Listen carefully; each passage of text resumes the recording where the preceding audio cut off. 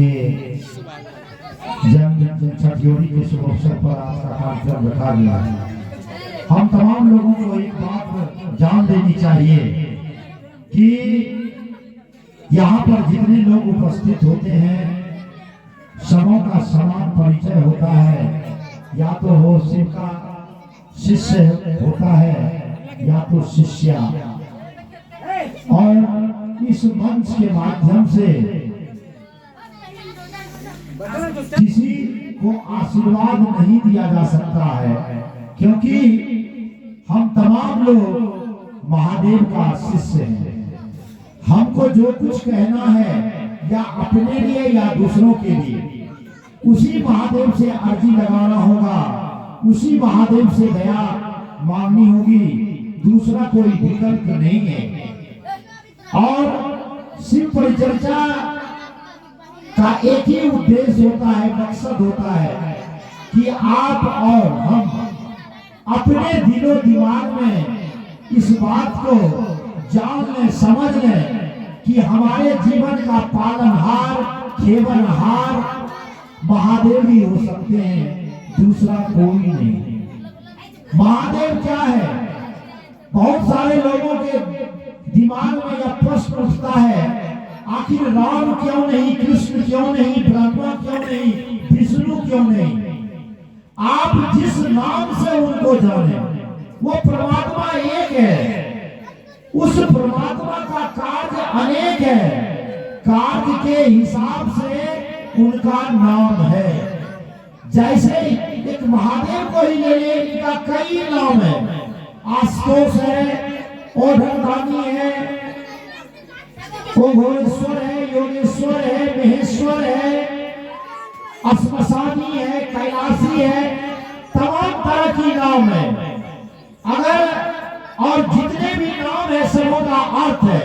इनका आशुतोष नाम इसलिए पड़ा है, ये शीघ्र प्रसन्न हो जाता है। दूसरा कोई देवता इतना जल्द प्रसन्न नहीं होता जितना आप महादेव को प्रसन्न कर लेंगे।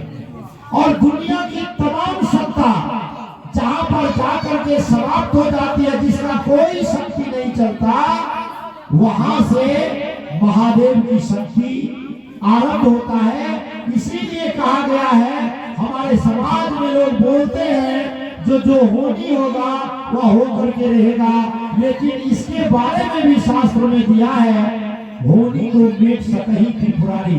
अगर कोई घटना आपके परिवार में आपके साथ घटित होने वाला है, तो अगर कोई क्षमता है, वो आदि गुरु जगत गुरु शिव है, जहां पर आप इस अपनी होनी को अपने उसको समाप्त करवा सकते हैं उस महादेव की दया से। करना कुछ नहीं है, हम तमाम लोग आडंबर रच रहे हैं इसी परिचर्चा कार्यक्रम में, लेकिन एक बात को गठरी बांध लें, एक बात को जान लें, ये भी इसी परिचर्चा है। आप घर में बैठ करके अपने परिवार के बीच में जितना ही वक्त निकलता है, उतना वक्त अगर महादेव के बारे में अगर बात कर ले, वो भी इसी परिचर्चा है। इस बात को जान लेनी चाहिए।